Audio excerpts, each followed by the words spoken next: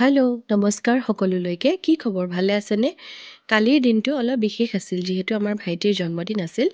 কৰ্মস্থানৰ পৰা ঘূৰি অহাৰ পিছতেই হাজবেণ্ড আৰু মই লাগি গ'লোঁ ভাইটিৰ জন্মদিনৰ প্ৰস্তুতিত। এই মুহূৰ্তবোৰ সাঁচি থোৱাৰ প্ৰয়াসেৰে আৰু আপোনালোকৰ মাজতো ভগাই লোৱাৰ মানসেৰেহে এই ভিডিঅ'টি প্ৰস্তুত কৰি উলিয়ালোঁ।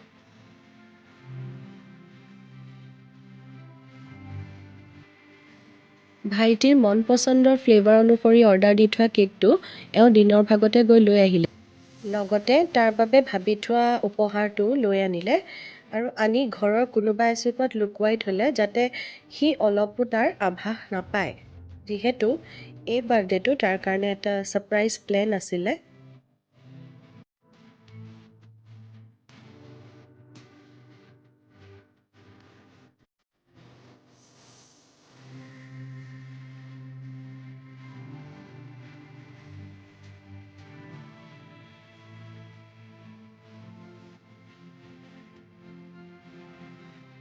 সন্ধিয়া আমি আটাইবোৰে মিলি সৰুকৈ পৰিয়ালৰ মাজতে তাৰ বাৰ্থডে চেলিব্ৰেট কৰিলোঁ। তাৰ দিনটো যেন হাঁহি ভৰা হওক, আহিবলগীয়া বছৰটিও যেন সুন্দৰ হওক, সেই আশাৰে অযুত শুভেচ্ছা যাচিলোঁ। দিনটো অৱশ্যে ভাগৰুৱাকৈ পাৰ হৈছিল যদিও অৱশেষত আনন্দেৰে শেষ হ'ল।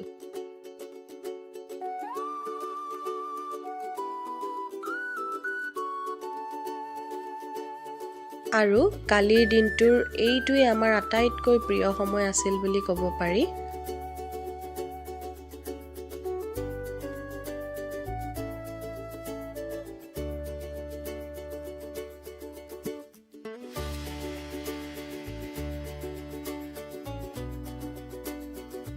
আপোনালোকেও তাক আশীৰ্বাদ কৰিব যাতে সি আগন্তুক দিনবোৰত ইচ্ছা কৰা অনুসৰি প্ৰত্যেকটো কৰ্মতে সফল হয়। আৰু এই সময়খিনি উপভোগ কৰোঁতে আপোনালোকৰো মনটোত অলপমান আনন্দৰ সান্নিধ্য দি যাব বুলি আশা ৰাখিলোঁ। লগতে পৰিয়ালৰ একোজন সদস্যৰ দৰে ভিডিঅ'টো অন্তিম মুহূৰ্তলৈকে চোৱাৰ বাবে আপোনালোককো ধন্যবাদ জ্ঞাপন কৰিলোঁ।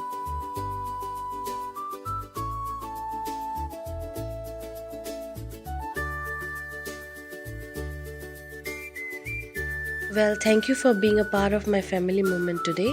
Until the next video, take care. Bye-bye.